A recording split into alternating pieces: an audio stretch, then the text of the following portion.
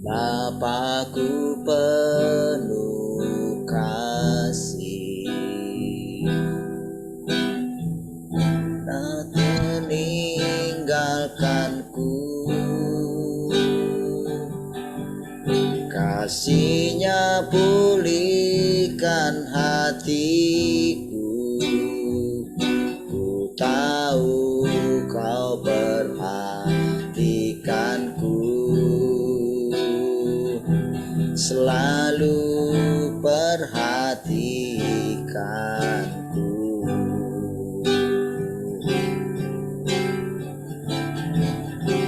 Saat badai menerpa, air mata berlinang, tak pernah Kau melupakanku. Ku tahu Kau perhatikanku, selalu perhatikanku. Dekat hatimu Bapa, dalam dekapanmu ku cinta Kau ya Bapa. Kaulah segalanya, dekat hatimu Bapa, dalam dekapanmu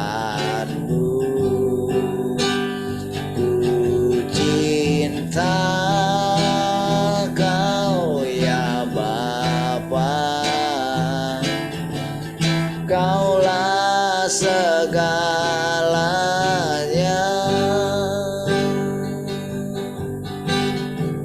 Bapakku penuh kasih,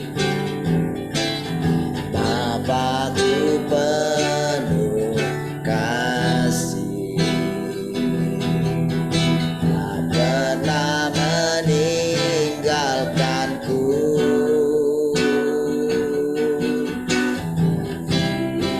Pulihkan hatiku, ku tahu Dia perhatikanku,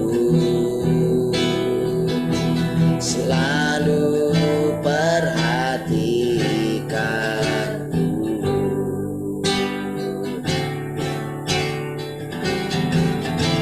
Saat badai menerpa, air mata berlinang, kasih-Nya pulihkan hatiku. Ku tahu Kau perhatikanku, selalu perhatikanku. Dekat hatimu Bapa, dalam dekapanmu ku cinta Kau ya Bapa. Kaulah segala, dekat-dekat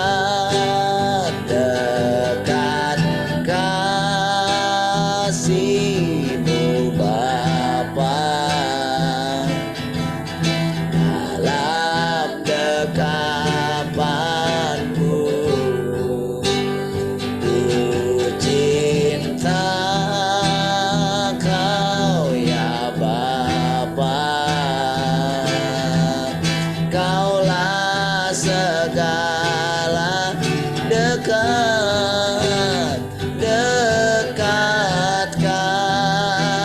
kasih-Mu Bapa.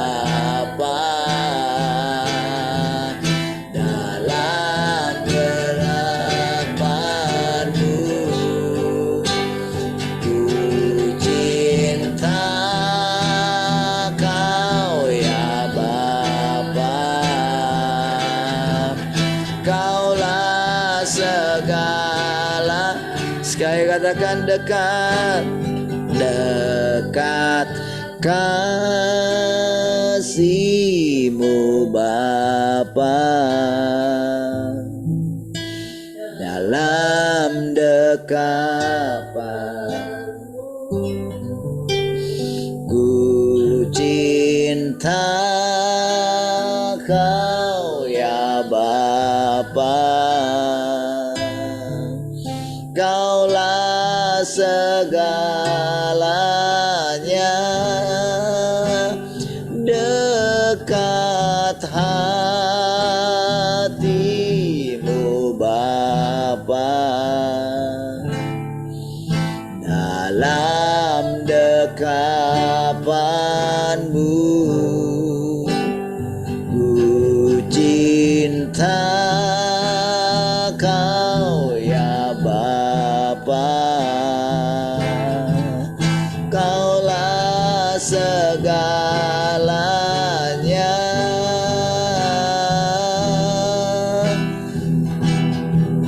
Kaulah segalanya.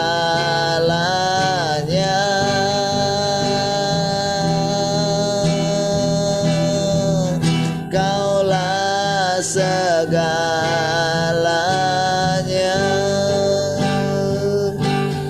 Oh,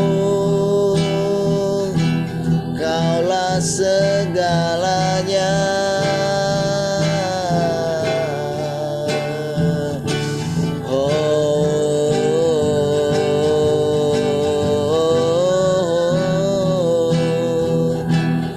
Kami bersyukur kepadamu Tuhan.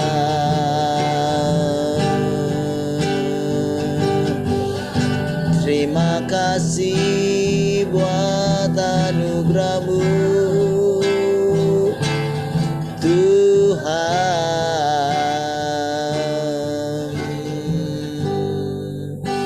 Bersyukur selalu bagi kasih-Mu di dalam hidupku.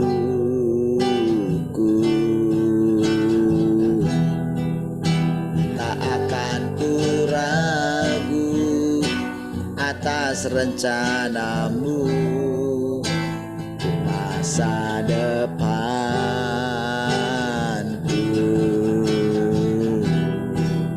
Bagai Bapa yang baik, takkan pernah Kau melupakanku. Sebagai Bapa yang sangat baik, takkan pernah Kau meninggalkanku.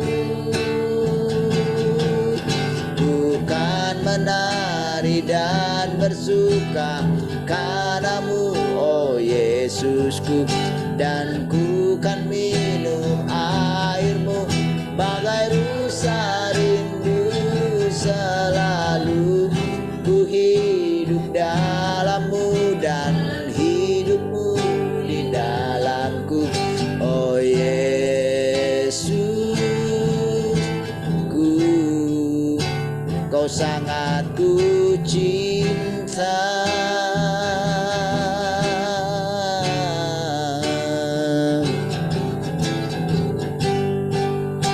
Bersyukur selalu bagi kasih-Mu di dalam hidupku.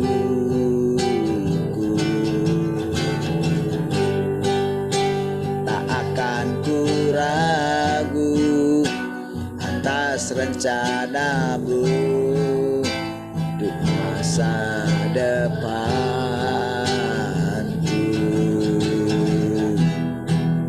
Sebagai Bapa yang baik, takkan pernah Kau melupakanku. Sebagai Bapa yang sangat baik, takkan pernah pernah kau meninggalkanku.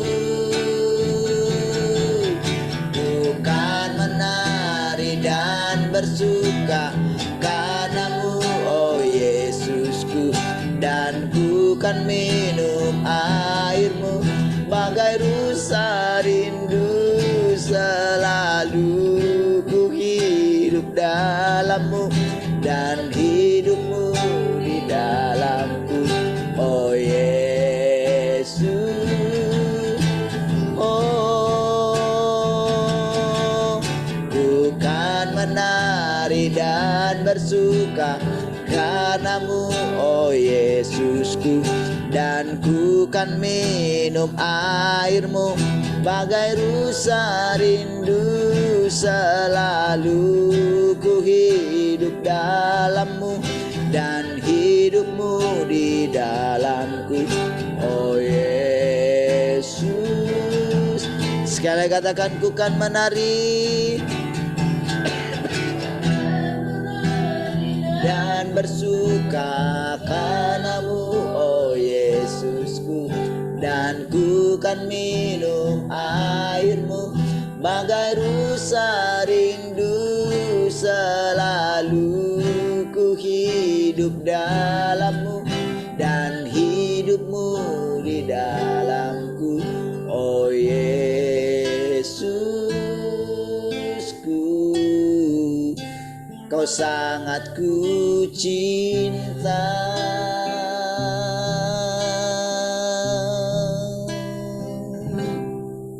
oh Yesusku.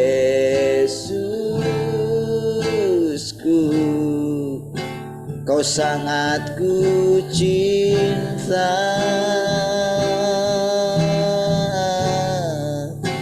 kau sangat ku cinta.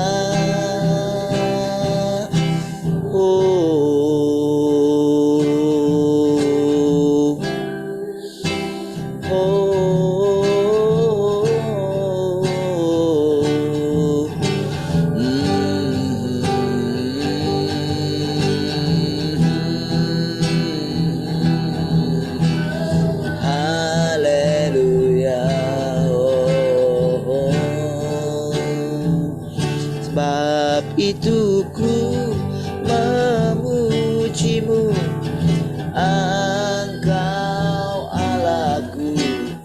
Mulutku kan selalu pujimu dan angkat tangan sembahmu. Tinggikan namamu Yesus, kemuliaan bagimu.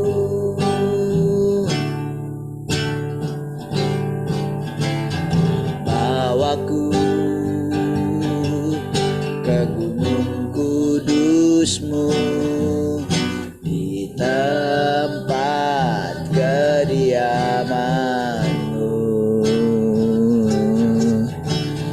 Biar kemuliaan melingkupi hidupku dan jiwaku kan dipuaskan.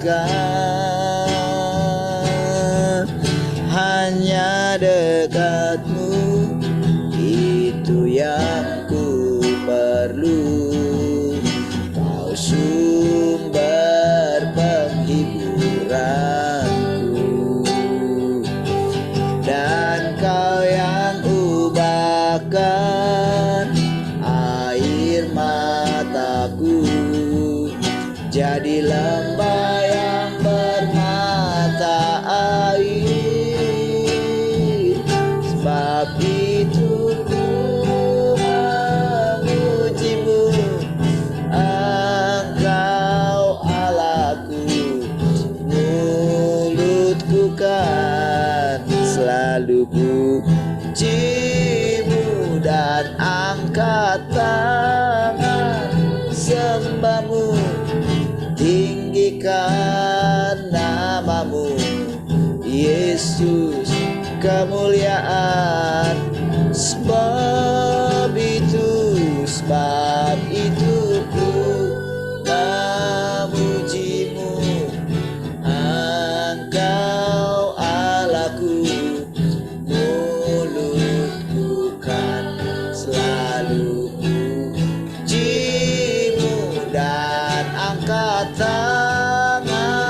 sembahmu, tinggikan namamu, Yesus, kemuliaan bagimu. Tiada yang dapat memisahkan aku dari kasih-Mu, Yesus, hanya dalam namamu ku temukan kuat. Tiada yang dapat memisahkan aku dari kasih-Mu, Yesus, hanya dalam namamu ku temukan kuatku. Sebab itu ku memuji-Mu, Engkau Allahku, mulutku kan selalu puji-Mu dan angkat tangan sembahmu, tinggikan namamu.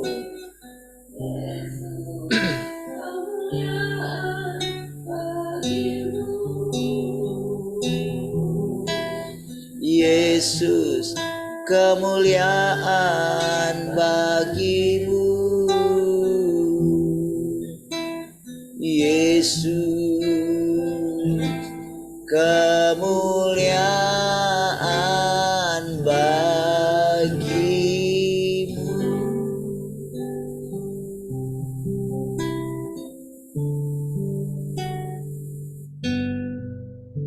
Kasih Tuhan, kami bersyukur pagi hari ini. Haleluya. Terima kasih Tuhan buat kesetiaan-Mu bagi kami. Terima kasih Tuhan, Engkau nyata setiap pagi ketika kami bersekutu bersama-sama Tuhan. Pagi hari ini pun kami menyerahkan seluruh hati dan pikiran kami, supaya kami kiranya boleh diisi dengan perkataan-perkataan Tuhan. Kami mau makan dan minum firman Tuhan hari ini. Kiranya kami boleh melakukannya dengan cara yang benar. Terpujilah Tuhan. Kami taklukkan pikiran kami kepada pikiran. Terpujilah Tuhan. Haleluya. Mari semua yang mengasihi Tuhan sama-sama katakan amin. Baik, shalom semua.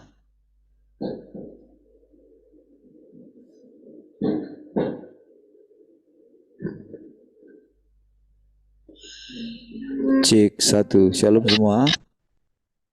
Shalom, selamat pagi semua. Shalom, selamat pagi semua. Shalom, selamat pagi semua.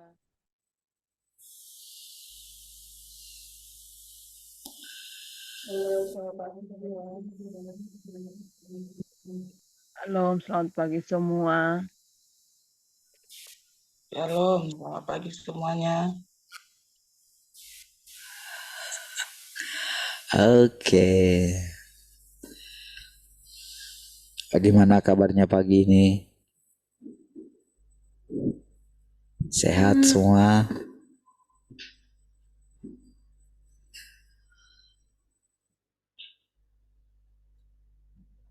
Baik. Ada yang mau sharing pagi ini kah? Langsung saja.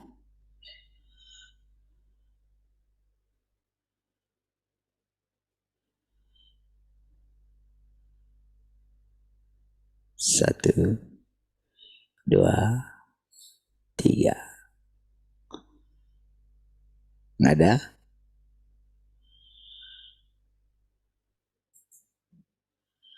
Yang di radio adanya?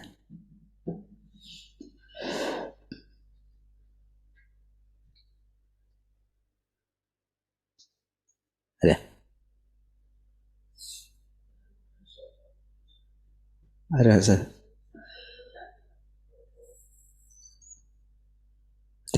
Putus lagi gitu. Peak-nya ya 1 gitu. Oh, listener. Oh itu kan listenernya aja berapa? Yang di atas itu loh. 1 di bawah, 1. Yang di atas itu 0. Oh, 1 lah berarti. Yang di bawah. Oke, baik. Gitu. Ada yang mau sharing ya? Pak Twin nggak mau sharing? Oke, baik.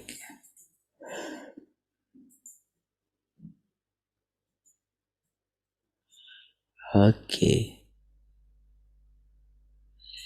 Mari kita mulai dari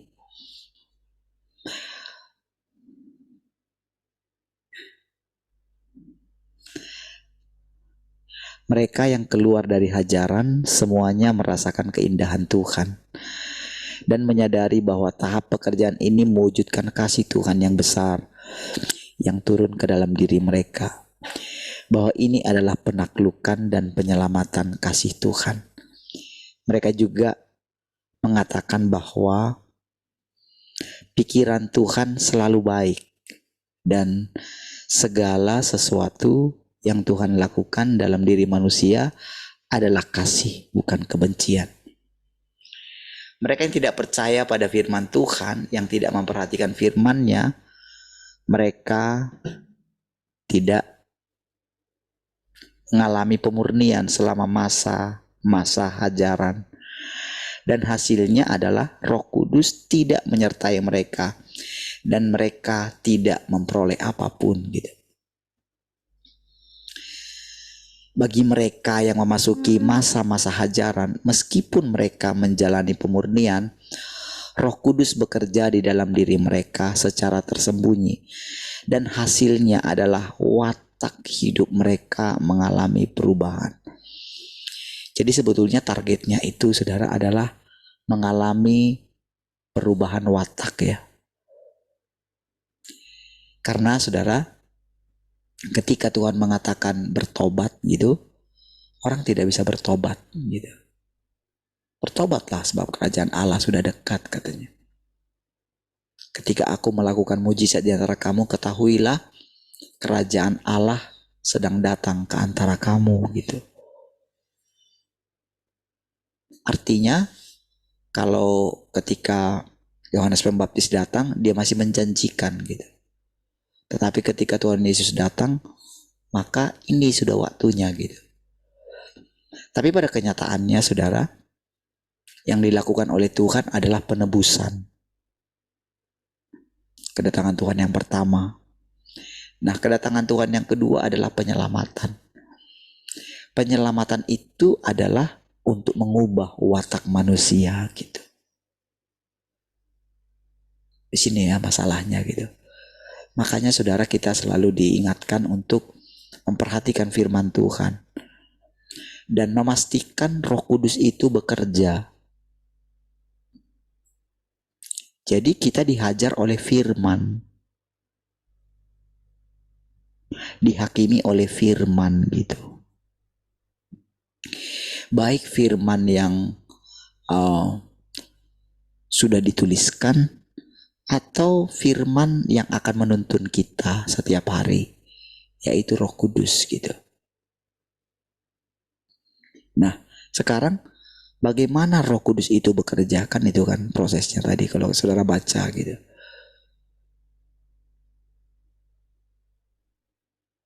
Kalau orang tidak dimurnikan,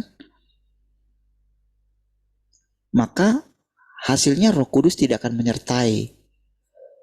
Tapi kalau firman itu, hajaran itu menghasilkan pemurnian, barulah Roh Kudus itu menyertai. Menyertai itu artinya membimbing, saudara. Jadi menyertai itu dia bekerja gitu. Dia kayak punya kekuatan gitu. Ada dasar dia untuk bekerja. Jadi dalam hal ini saudara, kita mesti serius saudara. Dalam hal bagaimana watak kita diubahkan gitu. Jadi perubahan watak itu justru pintu masuk kita untuk masuk ke dalam kerajaannya. Untuk kita boleh terus menikmati keindahan Tuhan gitu.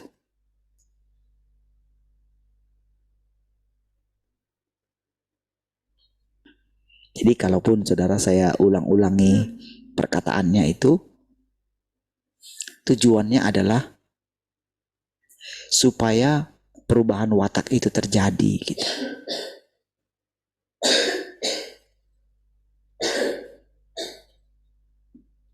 Nampaknya berkali-kali kita mendengarkan itu.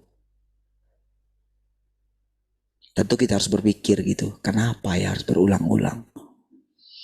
Jadi setiap kali kita mendengarkan firman itu saudara, setiap kali kita itu harus merasa itu sesuatu yang baru gitu. Jangan pernah merasa, oh aku sudah pernah mendengarnya gitu. Makanya kenapa saya bisa mengulang-ulang dan rasanya tidak bosan? Karena saya selalu merasakan firman itu punya tingkat kedalaman gitu. Semakin kita menyerahkan hati kita, semakin Tuhan menunjukkan kedalamannya gitu. Kita tidak akan bosan-bosan mengucapkannya. Karena setiap kali kita mengucapkannya, kita merenungkannya, semakin dalam dia bekerja gitu.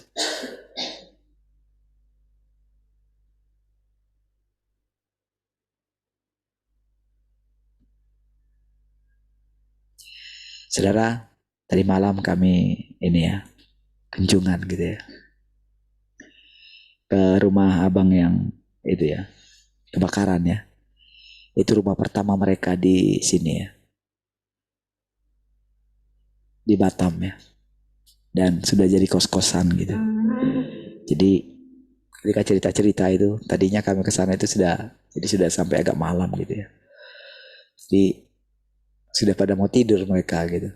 Dan kakak itu pun udah tidur, lalu karena kami bicara di sana sampai malam lah gitu. Agak bangun lagi gitu.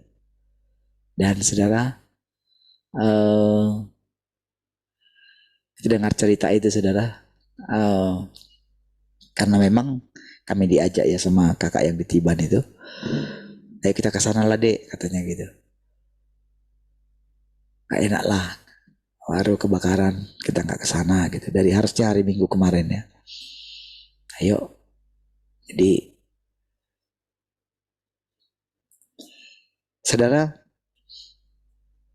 mereka memang apa ya, termasuk jengkel juga ya. Jadi saya boleh merasakan mereka sudah capek gitu ya. Dan jadi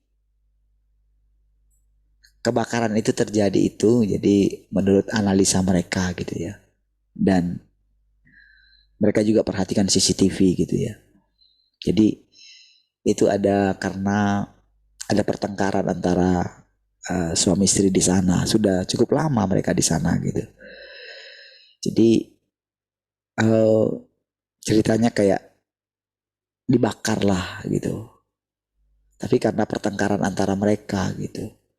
Jadi tapi ketika dilaporkan gitu ya, abang itu laporkan, ya ternyata tidak ada tanggapan lah gitu. Memang kalau melaporkan itu ternyata harus bayar juga gitu, supaya diproses gitu, supaya ditangkap orangnya gitu. Karena udah jelas-jelas kok sebetulnya ada semua CCTV-nya dan bisa diinterogasi gitu. Jadi antara supaya ditangkap yang orangnya gitu, antara gimana gitu ya. Itu saudara, jadi ya mungkin kalau mungkin minta pendapat saya gitu kan, mungkin mereka akan dengarkan pendapat seorang pendeta kan gitu. Tentu saudara tidak menginginkan jawaban itu gitu.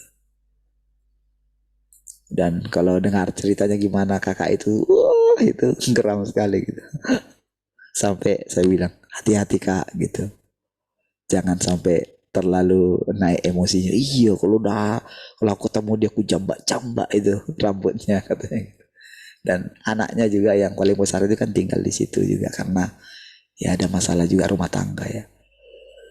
Itu sampai wah suami yang, karena ceritanya diceraikan sama suaminya ini gitu, yang di kos-kosan itu ceritanya gitu. Jadi ya yang yang kos di situ gitu. Ada 14 kamar katanya gitu. Dan ya gimana, karena memang itu sudah jadi kayak sumber penghasilan lah gitu ya. Di masa tua abang itu kan sudah 60 66 ya, 67 ya. Jadi ya cukup terpukul lah, dan itu memang rumah kenangan juga gitu. Nah, saudara, jadi yang saya bilang tadi, anaknya itu pun wah, itu rasanya udah mau pukul si suaminya itu gitu. Kan harusnya kan mereka yang lapor juga gitu. Nah, jadi saudara, saya ya dengerin aja gitu, karena gimana ya,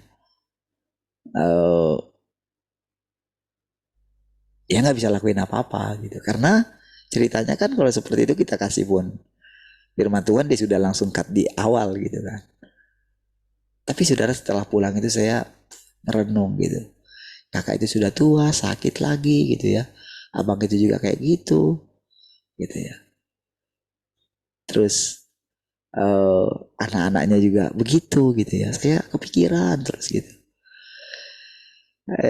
Dan biasanya kalau kayak gitu saudara sudah apa ya, pasti di tidur itu pasti mengalami apa ya, saya biasanya kayak gitu, kayak diajar sesuatu lah gitu. Sampai tadi malam itu saya mimpi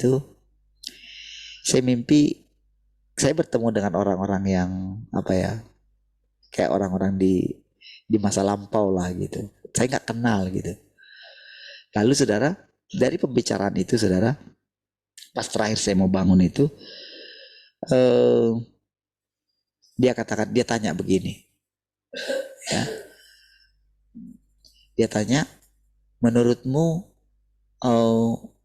apa apa orang harus sehidup semati gitu. Saya pas mau jawab itu, karena saya tiba-tiba begini, pas saya mau jawab dia gitu, dari pertanyaan dia itu. Jadi sebelumnya itu ada pembicaraan kami di situ ya. Pembicaraan di situ yang apa ya, membicarakan tentang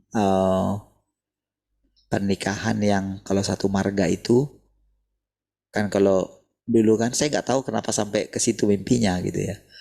Jadi kan kalau orang Batak itu kan nikah satu marga itu kan memang benar-benar nggak bisa gitu. Saya nggak tahu ya, pokoknya kenapa sampai ke situ pun saya nggak tahu. Tapi ini namanya mimpi ya. Jadi di pembicaraan itu saya saya bilang begini gitu. Seandainya ada orang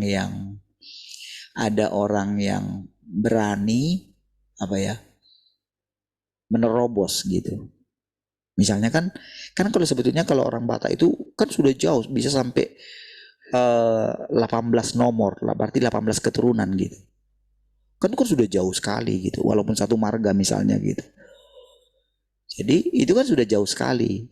Jadi memang ada kasus-kasus yang seperti itu, di mana ya itu kayak jadi aib lah gitu. Kalau misalnya purba nikah sama purba gitu loh. Walaupun dia misalnya purba dari misalnya Simalungun atau dari mana, jadi itu tetap tabu gitu. Jadi mereka kan ganti kayak ininya lah, dia harus meninggalkan kampung itulah. Jadi di mimpi itu saya bilang begini, seandainya ada orang yang istilahnya benar-benar mengubah, benar-benar ini ya, diantara para tetua, orang-orang tua gitu ya, yang masih hidup gitu. Seandainya mereka berani mengubah, berani terus gitu, pasti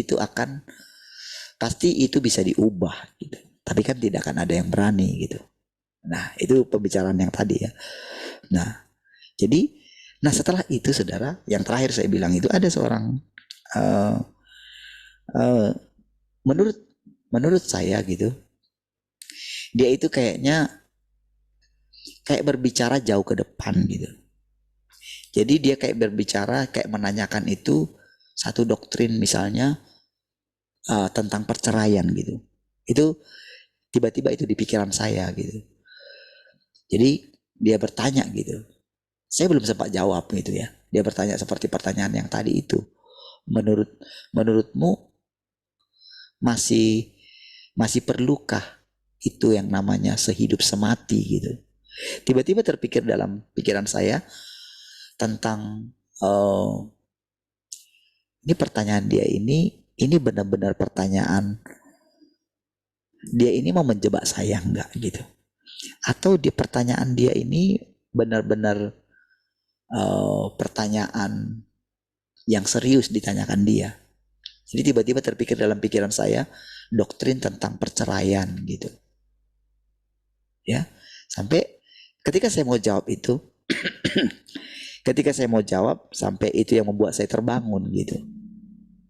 Ya, saya tidak mau sedang menjawab itu karena tiba-tiba Tuhan ajari saya tentang firman Tuhan bahwa kan perkataannya begini, Allah membenci perceraian gitu, membenci kan, gitu. Nah, jadi bagaimana tentang sehidup semati? Oh ya mungkin nggak tahu dulu kan ada itu di YouTube itu khotbahnya si ini ada yang bertanya gitu sama Pak Eras ya. Saya tidak mendengarkan jawaban dia, tapi hanya melihat judulnya gitu. Apakah sesudah mati orang masih mengenal pasangannya gitu? Itu hanya mungkin berarti itu kan pertanyaan gitu. Dan dia sering itu menjawab pertanyaan-pertanyaan dari jemaatnya gitu. Atau netizen gitu kan. Berarti kan itu kan pasti ya orang-orang yang sudah memikirkan tentang kehidupan sesudah kematian kan gitu. Saya tidak membaca, saya tidak mendengarkan penjelasannya gitu. Tapi mungkin itu salah satu yang membawa gitu. Pemicunya tadi mimpi tadi yang saya bilang itu gitu. Ya. Nah, jadi saudara, ketika itu saya diam gitu, saya coba dalam hati saya pada waktu baca itu, pertanyaan ini kok ditanya gitu ya. Apa perlunya sih gitu. Nah, jadi ketika di mimpi itu saudara, ketika ditanya itu, saya apa ya, kayak diajarin lah gitu. Tentang Tuhan itu menginginkan kesetiaan gitu. Yang dilihat dia itu, kenapa dia benci perceraian? Karena dia menginginkan kesetiaan gitu. Dia belajar tentang kesetiaan gitu. Dia mengajari. Jadi dia sedang mengajari umat manusia itu, dia sedang menunjukkan bahwa Allah itu sangat setia, sangat memegang perjanjian gitu. Nah, jadi saudara, ketika ditanya yang tadi itu ya, apakah orang masih terus, apakah orang harus memegang sehidup semati gitu? Sama kan berhubungan dengan pertanyaan yang tadi itu kan. Apakah orang masih mengenali pasangannya sesudah mati gitu? Nah, saudara, tapi setelah itu saudara, itu tidak sempat lagi saya jawab kepada orang yang nanya itu gitu. Saya terbangun gitu. Lalu saudara saya teringat gitu. Teringat perjalanan kami tadi malam itu ya. Saya kunjungi. Saya gini sama Tuhan gitu, Tuhan. Sedih sekali sebetulnya saya melihat keluarga itu gitu ya. Ntar lagi usianya sudah ini gitu ya. Penyakit pun sudah datang gitu ya. Abang itu pun memang di akhir hidupnya sekarang ini berusaha ingin mulai sering melayani gitu. Dia melayani full gospel saudara. Dan ya mungkin dia mau melakukan sesuatu yang baik tapi bertentangan gitu ya dengan kakak itu gitu ya. Kami juga baru lihat kan kami ngajak kakak yang ngajak itu ya, yang ngajak ke sana itu. Nah abang itu di sana nggak ikut bang gitu kan. Ah kalian dah dulu yang pergi. Ceritanya dia nggak tahu juga gitu kan. Padahal dia punya handphonenya, harusnya tahu informasi kebakaran itu gitu loh. Tapi ya gitu memang gitu. Apa? Pintar acting katanya gitu. Bukan saya yang bilang gitu, Pak Misel yang bilang gitu. Karena ikut Pak Misel semalam ya. Saya memang ya karena memang kemarin itu baru masuk dari rumah sakit juga gitu ya. Saya memang sengaja nggak ke sana gitu. Saya udah tahu biasanya saya ajak Pak Yabes, saya ajak biasanya ayolah kita ke sana, tapi karena itu ya maksudnya itu ya itu tadi lah gitu, suka memang acting itu, saya menahan gitu untuk nggak ke sana gitu. Tapi semalam ketika lihat kasihan juga gitu ya, langsung diiniin lagi kan, dimarahin sama kakak itu, terus gas terus katanya sama abang itu. Saya mikir gitu, Tuhan sian ya, udah tua kayak gitu, gimana ya nanti kami sudah tua ya, benar-benar nggak kami masih bisa menjaga apa ya, benar-benar saling gitu ya, saling memberikan waktu, saling mengasihi gitu ya, saling memperhatikan gitu ya, saling mendengarkan gitu ya. Jadi saudara, saking saya pikirin terus gitu mungkin ya, itu yang mungkin saya terbawa ke tidur gitu ya. Dan uh, saya sedih gitu, saya ngomong sama Tuhan, Tuhan saya kesanalah pagi ini gitu, ke rumahnya yang terbakar itu, karena dulu saya tinggal di situ juga, di dekat situ juga ya. Waktu saya pertama-tama kerja di bengkel AC itu, ya itu tempat kedua saya gitu, di daerah situ. Jadi saya tinggal di sana itu ada 4 tahunan lah, di daerah Balai Center itu gitu ya. Ada banyak kenangan lah di situ, di Balai Center itu. Di sanalah saya uh, makan roti anak kos ya. Jadi saya punya kenangan dengan roti anak kos itu. 5 pagi, 5 biji. Roti anak kos itu roti jagung itu loh saudara. Dulu masih 400 perak satu bungkus itu. Uh, Pagi 5 nanti sama teh itu kan. Itu ada rumah liar di sana, daerah Baloi Center itu di atas itu.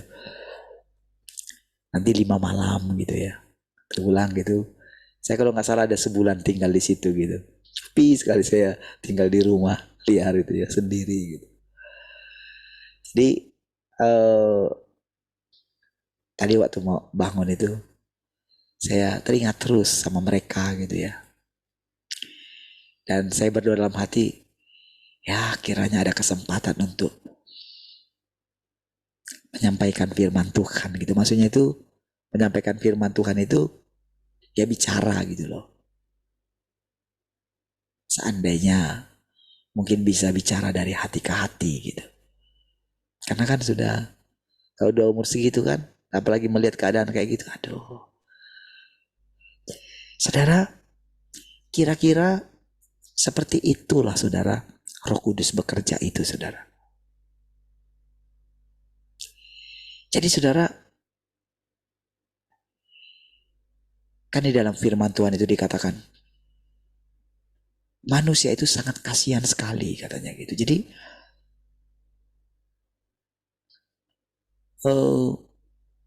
dia sudah datang, Tuhan sudah datang gitu ya. Tapi orang tidak menyadari gitu. Walaupun orang berbicara mengenai Tuhan gitu, tapi orang yang berbicara mengenai Tuhan itu tidak pernah punya hubungan dengan Tuhan itu gitu. Atau dia tidak mengalami Tuhan itu, sehingga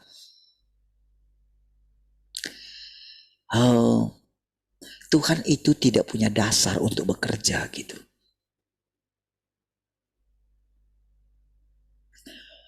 Saudara, saya setiap kali saudara ketika kalau merenungkan pelayanan Tuhan Yesus dulu gitu ya. Saya itu selalu memikirkan gitu. Ketika dia berkata kepada perempuan Samaria itu, kalau engkau mengerti tentang karunia Allah gitu.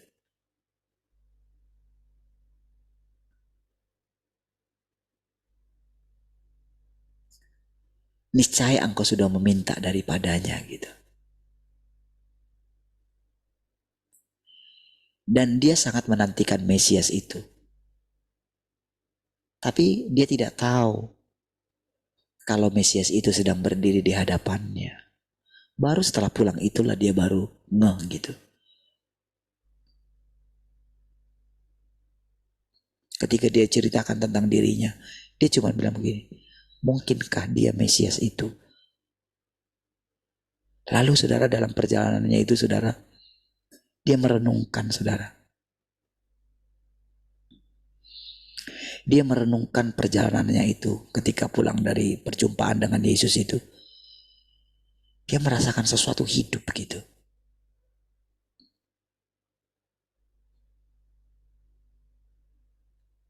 Dia benar-benar merasakan keindahan Tuhan gitu. Jadi keindahan Tuhan itu adalah dia orang berdosa, tapi Nabi itu yang sedang dijumpai dia itu, yang tanpa sadar dijumpai dia gak kenal Yesus itu. Dia tidak menunjukkan kesalahannya. Dia tidak menghakimi kesalahannya pada waktu itu. Yang dia rasakan pada waktu itu adalah kasih Tuhan gitu. Dia merasakan sesuatu hidup gitu dalam hidupnya gitu.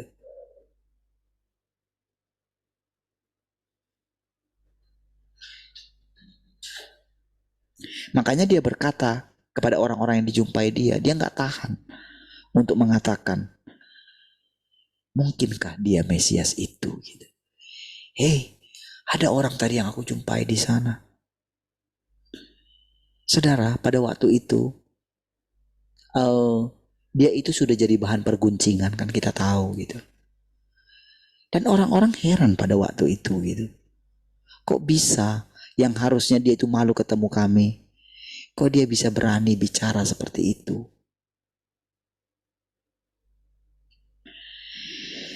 Saudara, setiap kali kita bicara tentang kita berjumpa dengan Tuhan setiap hari kan, dan kita mendengarkan firman ini, sama seperti perempuan Samaria itu saudara, sepanjang perjalanan dia itu merenungkan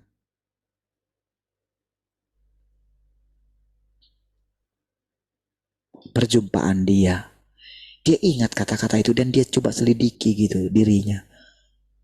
Apa ini ya katanya gitu. Apa ini yang kurasakan ya? Kok aku habis bicara dengan dia itu kok rohku kayak hidup ya.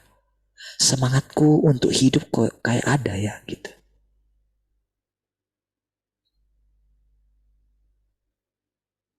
Saudara, Tuhan menghendaki kita juga demikian saudara. Kita harus mencari hidup gitu. Kita harus rela kehilangan nyawa.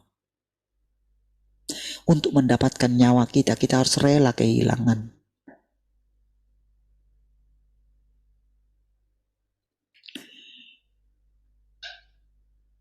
Memang sih ketika mau mengatakan gitu, tapi untuk apa?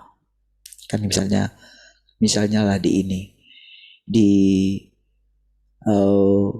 dikasih uang ke polisi, katanya sih minimal 2,5 juta katanya untuk buat pelaporan gitu, supaya ditindaklanjuti gitu. Kalau ada uang segitu ya akan ditindaklanjuti gitu.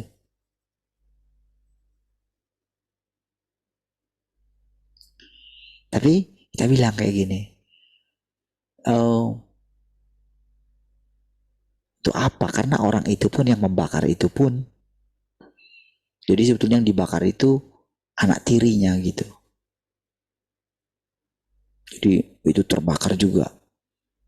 Jadi si anaknya abang ini di situ kan, jadi waktu dia sering ke sana datang gitu. Jadi dia sering dengan anak kecil ini kadang-kadang kalau datang gitu bawa makanan ke situ kan. Karena itoknya yang paling besar itu kan pernah tinggal di situ gitu.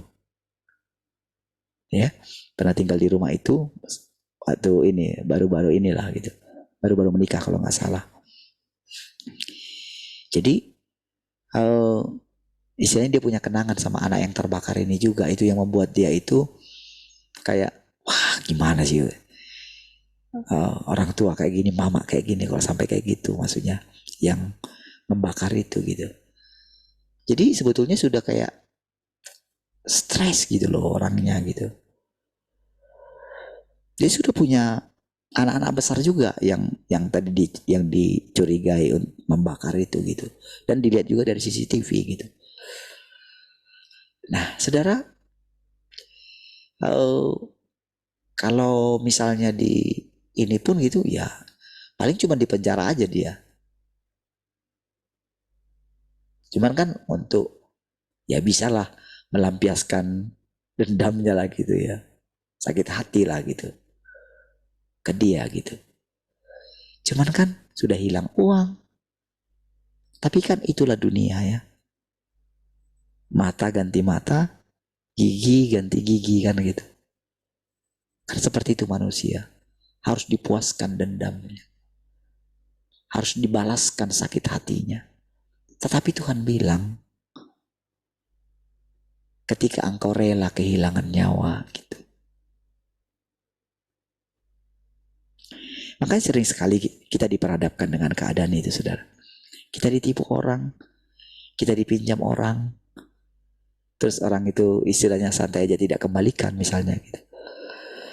Semua keadaan itu, saudara, ketika kita datang kepada Tuhan gitu ya. Ketika kita datang kepada Tuhan, ketika kita itu mau gini, sudah. Pilihan kan ada di tanganmu. Berapa sih uang itu?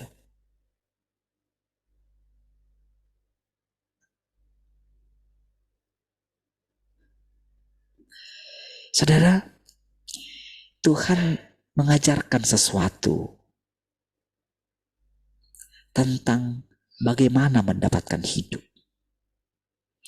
Yang mau kamu dapatkan itu hidup yang sesungguhnya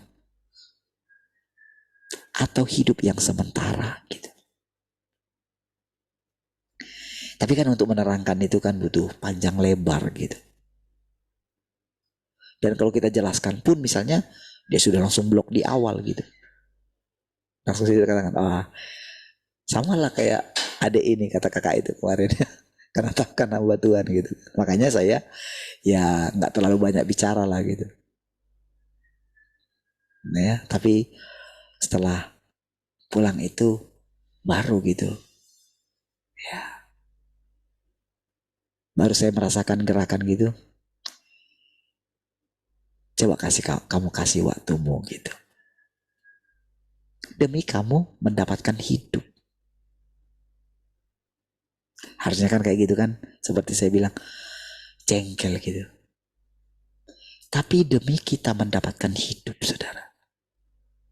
Tuhan perhadapkan itu kepada kita. Waktu kita mulai berikan waktu kita. Waktu kita mulai berikan perhatian kita. Disitulah kita mendapatkan hidup kembali.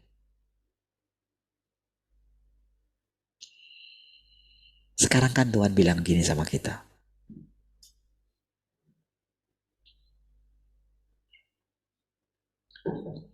Kamu tahu kan memang aku sudah datang. Tetapi bagaimana orang tahu kalau aku sudah datang? Dari mana orang akan tahu aku sudah datang? Apakah masanya sekarang aku datang menjumpai orang secara roh gitu? Kamu kan sudah tahu bahwa itu bukan seperti itu lagi aku bekerja. Karena agama-agama yang ada itu dihasilkan dengan perjumpaan secara roh gitu. Kalau kamu lihat bagaimana bagaimana orang-orang yang mengalami hal-hal yang dikodrati, kamu kan sudah belajar bagaimana akhir hidup mereka. Mereka disesatkan oleh roh-roh jahat kan. Sekalipun pada awalnya betul, tapi kamu lihat sendiri. Kan kamu yang buat survei sendiri bagaimana orang-orang karismatik. Bagaimana hidup mereka. Kan watak mereka tidak berubah kan.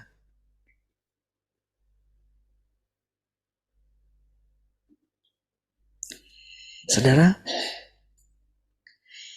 sering sekali Tuhan mengajari kita tentang kalau Tuhan itu sudah ada di antara kita gitu. Tapi dari mana kita tahu kalau Tuhan itu sudah ada di antara kita?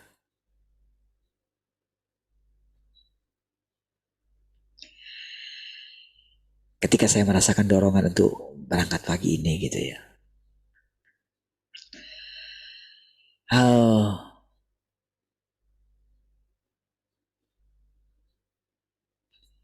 Saya diingatkan tentang bagaimana hatinya Yunus keras sekali ya. Dia kan sebetulnya nabi gitu. Tapi dia itu nabi, tapi dia itu hanya melakukan apa yang dia suka dia lakukan gitu.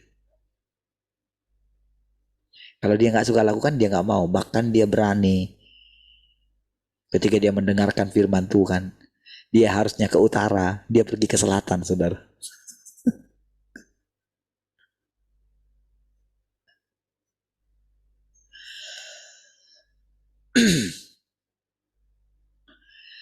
Saudara, ketika kita mengalami kedatangan Tuhan ya, kedatangan Tuhan itu atau Tuhan itu sendiri itu Tuhan yang unik gitu. Benar-benar saudara dia ada di antara kita. Dia menyertai kita.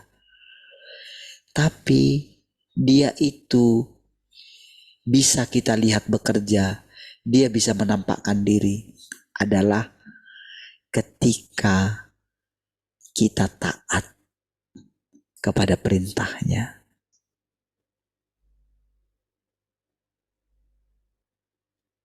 Itulah firman Tuhan yang membimbing kita, saudara. Setiap hari diperhadapkan kepada kita keadaan demi keadaan, saudara. Iya, setiap hari.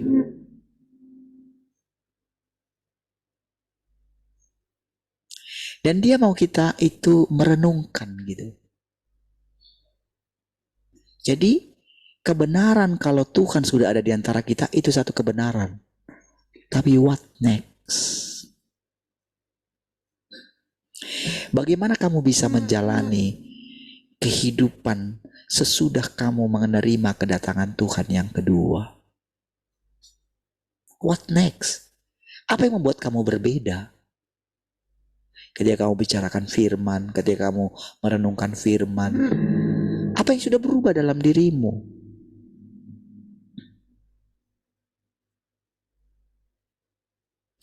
Apa yang orang lain bisa rasakan dengan kehadiranmu?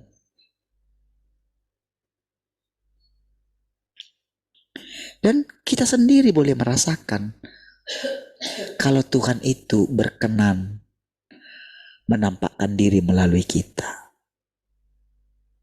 Kita ini manusia rusak.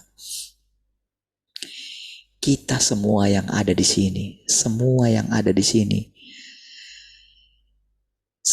kita sangat membutuhkan Tuhan yang menampakkan diri. Semua.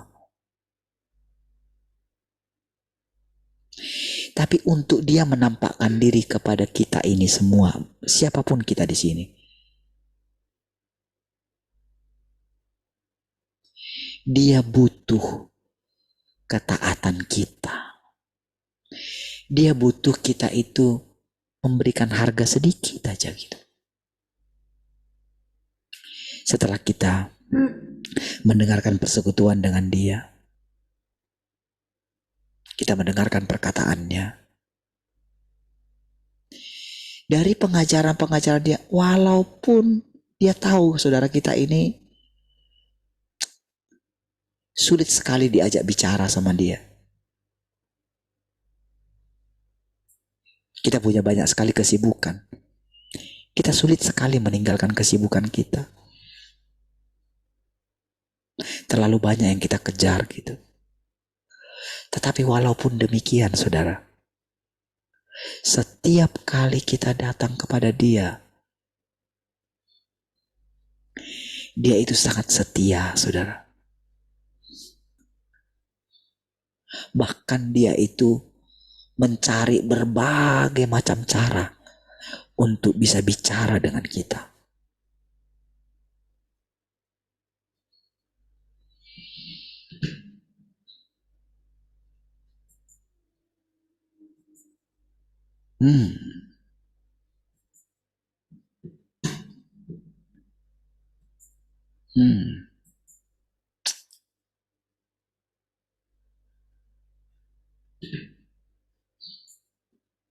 Sebentar ya, kita buka lagi.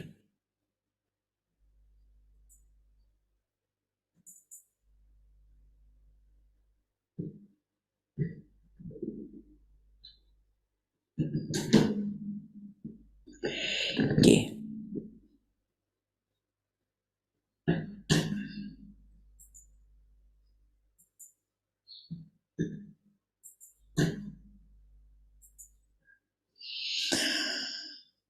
Bagi mereka yang memasuki masa-masa hajaran, meskipun mereka menjalani pemurnian, Roh Kudus bekerja di dalam diri mereka secara tersembunyi, dan hasilnya adalah watak hidup mereka mengalami perubahan. Oke ya? Apa? Makan firman ini saudara.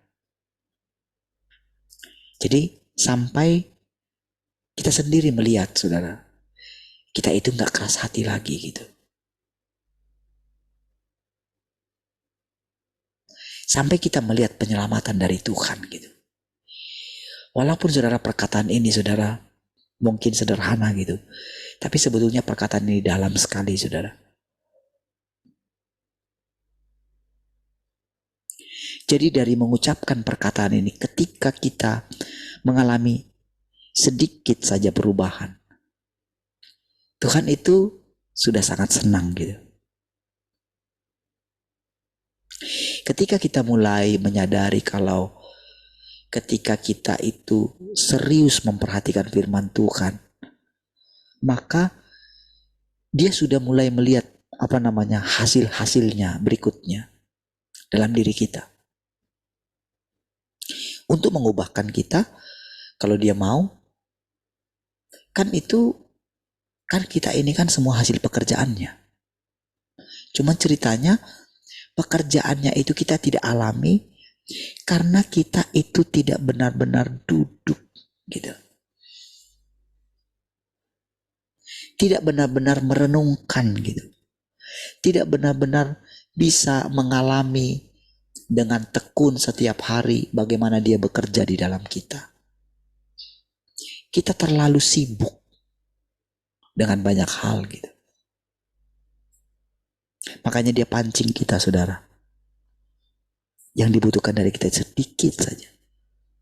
Tapi waktu kita sudah mulai memasukinya saudara, maka kita pasti akan mengalami satu kehidupan gitu. Dan bila kita terus menekuninya, kehidupan kita itu berlimpah-limpah. Mumpung umur kita saudara belum mencapai 60. Ya belum mencapai 50 juga. Ketika saya kasih gambaran yang tadi itu saudara, sudah sulit saudara. Ada banyak hal yang harus mereka perbaiki gitu. Wah, ketika abang itu turun ke bawah, karena kan itu yang di atas itu di lantai atas, yang kita lantai harusnya lantai 1 itu sudah jadi lantai 2 karena rumahnya di bawah gitu. Jadi ketika abang itu turun ke bawah gitu kan, wah ada habislah di ini kan gitu. Betapa saya bilang sama istri saya, aduh kasihan sekali abang itu ya, dia sendirian di sana. Maksudnya itu dia itu gini ya, sudahlah gitu. Mau gimana lagi gitu. Ya kan abang ada adiknya yang pengacara, bilang Mbak Michelle bilang, eh kan bilanglah sama dia, ceritalah tentang dulu bagaimana ada di ini kan, ada iparnya Pak Michelle yang ini melarikan uang gitu kan, dan itu ditangkap sama ini kan polisi gitu kan. Dia ceritakan kayak gitu. Lalu bilanglah sama ini, kalau dia itu merasa ini, dia bisa tolong saya gitu. Kalau dia yang benar-benar mau nolong, dia pasti tolong saya katanya. Sampai Pak bilang, itu bukan adiknya kandung, itu adiknya kandung bungsu itu. Saya bilang gitu, yang diceritakan itu gitu. Sudah coba sih, tapi ya nggak bisa katanya gitu. Saudara, terlalu banyak hal yang mesti diperbaiki ketika umur sudah sekian, saudara. Sangat sulit. Mumpung saudara kita itu belum mencapai umur sekian, saudara. Umur sekarang Tuhan datang. Banyak sekali yang mesti kita kejar dalam hidup ini. Kita tidak tahu. Tentang kekekalan kita tidak tahu. Walaupun orang bertanya, apakah orang masih mengenal pasangannya ketika sudah meninggal gitu? Mana bisa dijawab dengan pasti orang dia belum meninggal. Itu kan gak bisa dijawab dengan pasti itu. Tapi saudara, ketika Tuhan menjelaskan tentang kehidupan kepada kita, pikiran kita akan diubahkan kepada kehidupan yang sudah disediakan oleh Tuhan. Disitulah kita akan beralih dari kehidupan sementara di dunia ini kepada kehidupan yang kekal.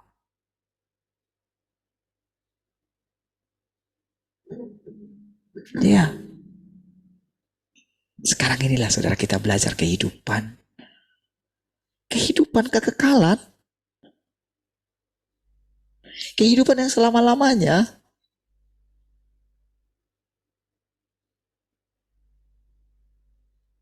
Bukankah ketika orang tua kita masih hidup aja juga, wah kadang kita juga nelponnya berapa lama gitu kan. Karena apa? Masing-masing sudah punya kehidupan kan. Boro-boro kita mau bilang dengan orang tua kita yang sudah meninggal gitu. Yang sudah hidup, yang masih hidup ini aja. Berarti kan semua orang harus datang kepada Tuhan gitu. Jadi kalau air mata kita dihapus, itu kenangan masa lalu kita yang dihapus. Dihapus dengan apa? Dengan orang-orang yang mau mendengarkan firman Tuhan. Siapakah saudaraku laki-laki? Siapakah ibuku? Siapakah ayahku? Siapakah saudaraku perempuan? Mereka yang mendengarkan perkataanku. Itulah ibuku, itulah saudaraku. Bukan berarti dia menyangkali kalau itu ibunya, bukan. Tapi dia sedang bercerita tentang kehidupan yang akan datang.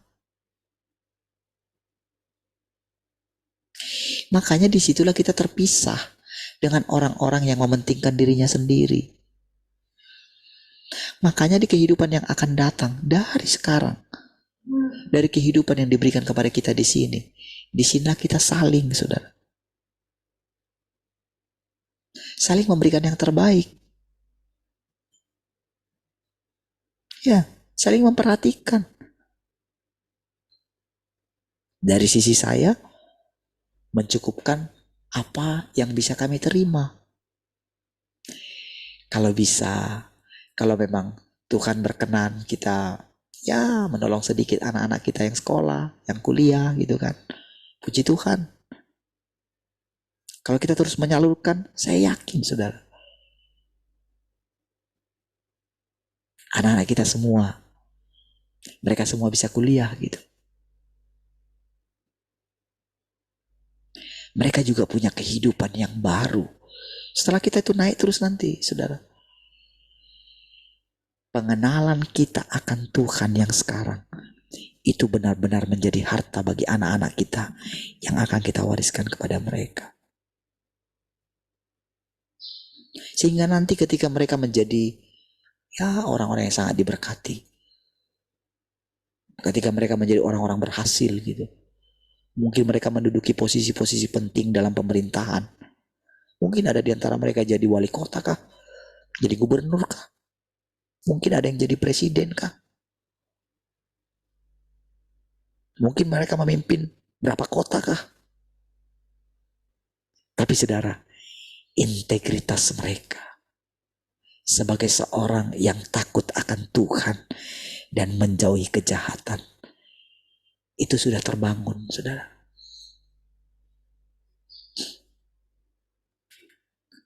Apa yang ada? Kita belajar. Kalau secara manusia, saudara, pelayanan kita ini bisa berjalan, saudara. Kemarin abang itu tanya lagi kan ke sana. Gimana pelayanan jalan kan? Saya selalu tanya gitu. Berapa ruko yang kalian pakai? Berapalah? Itu sudah jadi milik kalian ya? Belum. Sewa. Berapalah sewanya? Sekian gitu. Wih, sanggupnya? Ya sanggup, buktinya masih jalan sampai sekarang gitu. Saudara, kita benar-benar kan melihat gitu. Walaupun kita kecil gitu ya. Walaupun rasanya ya kita bisa dihitung berapa gitu ya. Nggak capek menghitung, saudara. Tetapi saudara, kalau kita membangun kehidupan di sini, ada banyak hal-hal kecil. Ya sudah mulai terbangun sih ya. Nanti susun kursi, bawa kue gitu kan. Nanti dari cerita-cerita, kalian mulai cerita-cerita gitu ya. Ya itu kehidupan.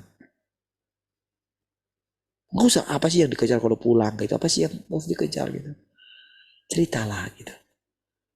Mari kita bangun kehidupan. Anak-anak kita juga gitu. Bangunlah kehidupan gitu. Baik saudara. Mari kita akhiri. Mari kita berdoa.